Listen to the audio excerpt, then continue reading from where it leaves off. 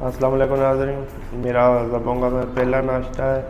तो अपन को भूख लगी है और अपन दिखाता है आपको एरिया का। ये अपन की वाइफ है, sorry Hungary.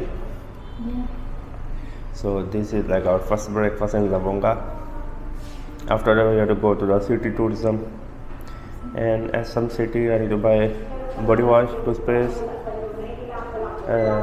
yeah, body wash, toothpaste and Shell. Hopefully. Hello. What drinks do you have? Juice. Yes.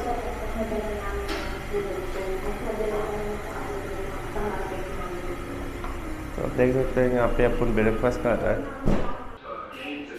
तो आप ये देख सकते हैं ये ब्रेकफास्ट है। तो चिकन, राइस, क्यूकम्बर, दिखने में तो काफ़ी अच्छा लग रहा है। नाज़रीन अपन ने नाश्ता कर लिया है। So you enjoy the breakfast? So you're full? So तो अभी हम जाते हैं सेंटा क्रूज आइलैंड का। मैंने पता करना है टिकट कहाँ से मिलती है और एक दो शेल्टर लेनी है। So yeah it is gonna be a busy day. Also we have to find a hotel, remember. चलें, मेरा पेट फुल हो गया आज के लिए। इतने अल्लाह हाफिज़ से, अल्लाह हाफिज़।